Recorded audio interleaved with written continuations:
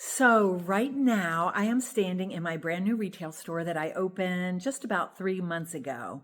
And from the outside looking in, it appears as though I am living my absolute best life.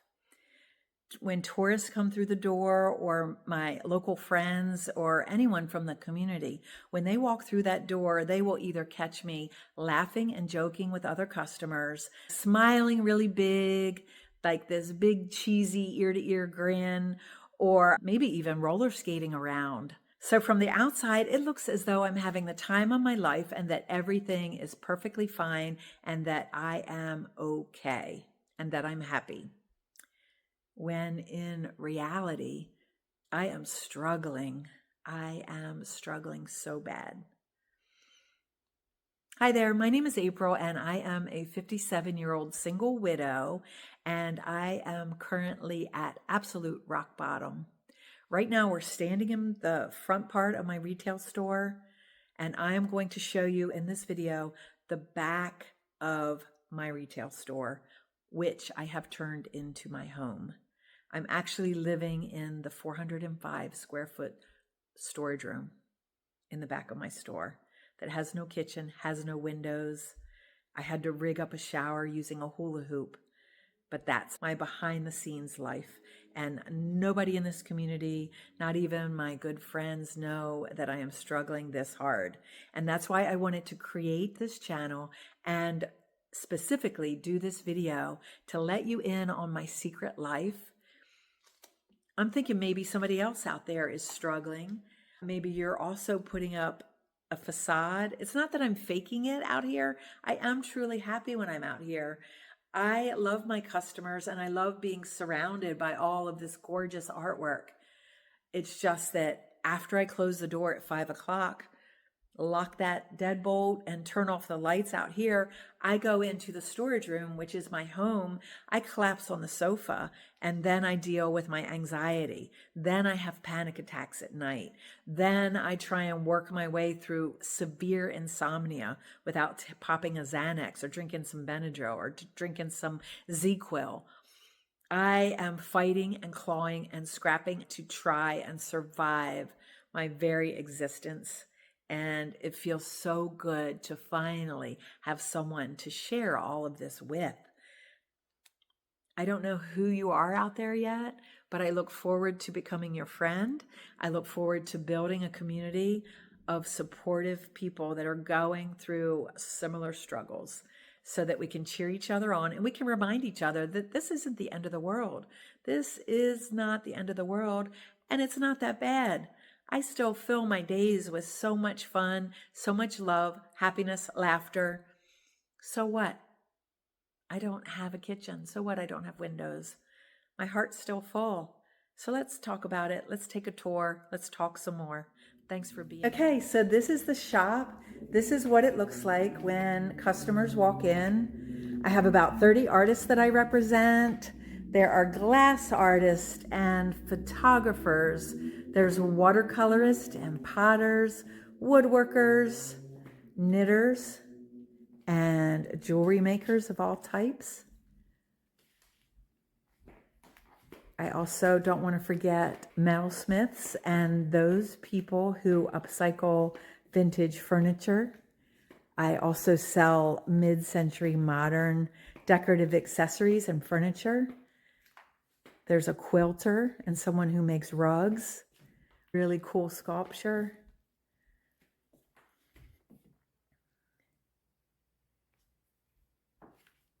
Just really lovely things.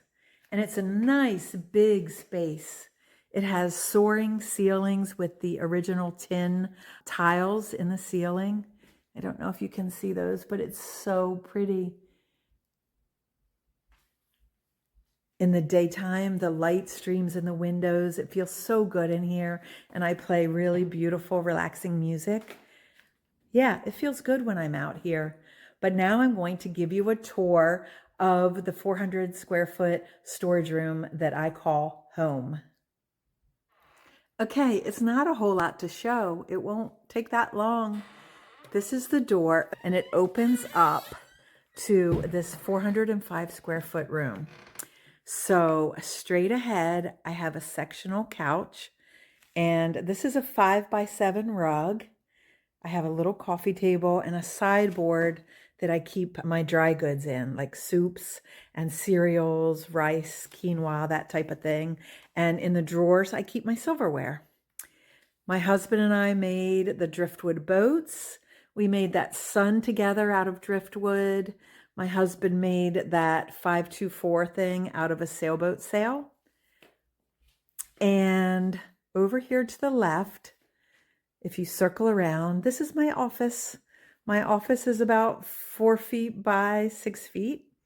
It's one desk chair, a little 2-drawer filing cabinet, my laptop, and my artwork. So behind that black curtain is my kitchen area. I will show you that last. This wall I bought for $50 for one of my old retail stores. I think it's made out of pallets, maybe. It's on wheels. It is 8 feet wide by 6 feet tall. And I've connected a bungee cord from that wall that is on wheels. There's a bungee cord that I suspend a curtain from so that if I happen to accidentally leave this door open, nobody can look in and see that I have a shower suspended from a hula hoop. But we walk into this area. There's a love seat here, and it's so pathetic. I don't have money for a rug yet, but there's my queen bed with this cheesy little velvety Amazon comforter I lay on top of, and I just cover myself with that little white blanket. I do have a TV here, some artwork, and my Moxie roller skates. This is my prized possession. That and my drill, my 2 prized possessions. I bought this sign at an auction. It did say no skateboarding, no bicycle riding, and no roller skating.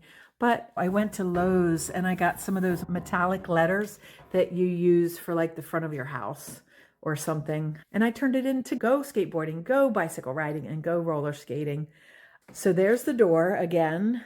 There's the door over there that we came in. And straight ahead is the sectional. And over here is my little bedroom area. I do hope to make some money so I can buy a rug.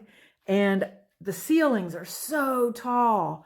They're like maybe 12 or 14 feet tall. But anyway, I would like to hang like mosquito netting or some kind of bohemian, colorful, really beautiful fabric, but I don't have the money for that either. So I bought this for only $100 on Amazon. It is a wardrobe and it is very sturdy. So look at that. You unzip both of the sides. I can fit a ton of clothes and it doesn't collapse. And then I got the little baskets with handles on them, rope handles, and I put extra sheets and blankets down here. So that's my $100 wardrobe from Amazon, which I absolutely love. And I can zip it up and hide everything away. I can zip it up and hide it all away.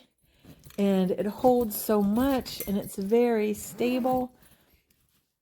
I don't have time to zip that down, but it zips up nice and you can't even tell what's in there.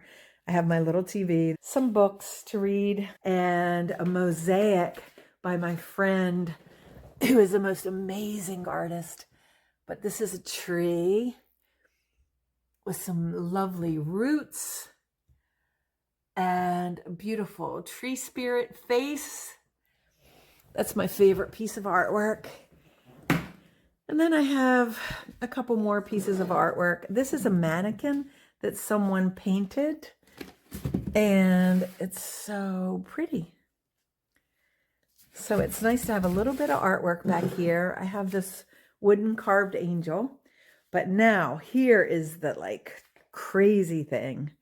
This is my bathroom, and it was just a half bath. See, just a sink. And I rigged up, I had to buy all these components to get this shower head. See, go up here, and there's my shower head. It runs down into the sink, And here's my hula hoop that I had about 15 years ago. And I suspended it from 3 bungee cords from 3 different points on my walls. And I wrapped the bungee cords around the hula hoop and suspended a shower curtain from said hula hoop. And I put a shower curtain down into a Rubbermaid latching tote, 121 quart, that I bought from Family Dollar and that was storing my Christmas ornaments this time last year. And there's how much water I use. The only problem is with this whole shower situation is that this is too tight. That's too tight, this little rubber nozzle, so that it forces the water back up this way, forces the water back this way, forces it down, and it leaks underneath of here. So all this leaking water is pouring from under my sink. So I decided that I would just get a second container to catch the leaking water. So that's what's happening in the bathroom. I've got my shower curtain suspended from a hula hoop, which is secured at 3 points on the walls, and my contraption that runs the shower head into the shower doesn't allow enough water to flow, so it backs up and it's spilling out under my sink. But I can't let anybody know I'm living back here, so I can't have a plumber come in because he will, not that it's against the law, like my landlord doesn't care, but it's embarrassing, that's all. It's not illegal to live back here. It's zoned commercial and residential. There's apartments upstairs, so the building is dual use, commercial, residential. I just am embarrassed and ashamed that I'm almost 60 and I'm living in the back room and taking a shower in a frigging storage bin. Like, that's embarrassing. So right now I just have to deal with the leaking water. It's not hurting the sink. It just leaks. And I ran a trash bag at an angle like a ski slope, and the water cascades down the trash bag mountain and into the bucket. And I dump both of the buckets into the toilet using this handled pitcher. So that's how I empty my dirty bath water and the leaky water from under the sink. I just take a pitcher and dump it. Okay, now we're exiting the bedroom area, which is pretty small. It does have a queen size bed, so I'm not complaining. I'm not in a car. I am not in a tent. So I have heat, I have AC, I have a comfy bed, I have a shower, despite the dumpster fire that it is. But anyway, now we're walking past the living room area, which is just this small area where a sectional can fit, and a 5x7 rug, very small area. Then we have my desk, and then we have a dining table, and then we throw this black curtain back. Here, let's throw the black curtain all the way back. This is what it looks like, my little living room area from here. But let's go over here and turn around, and now we'll look at the kitchen area. Ta-da! It's really neat. There's an exposed brick wall. This area is probably only, I don't know, like 8 feet out and maybe 12 feet wide. And all I have here is this black buffet that I got for free because the feet were broken off of it. And behind here, I keep my glassware. I've got my pottery mugs and some wine glasses. And then over here, I just have my Aldi shopping bags and a toaster oven that I never use.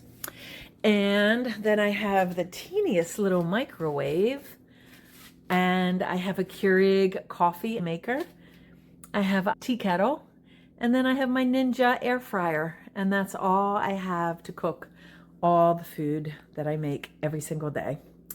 There you have it. There's my full-size fridge. And once again, there's my desk, my living room area. And this is all in just 405 square feet. So we can stand right in front of the door. Here's the door to my gallery. We can stand right here and see the entire living space at once. So there's the office, there's the kitchen, there's the dining room, there's the living room. Here is the library and the study. Here is the bedroom. And here is the wackadoo bathroom. So thank you for coming on this tour with me. I hope it didn't make you dizzy.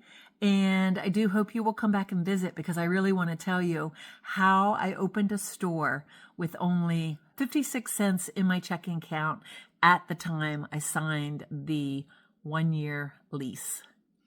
I had 56 cents to my name, and I signed a year's lease knowing that I had zero money to open my store. So I'm going to tell you how I opened a store with less than $1 in my checking account and made it work.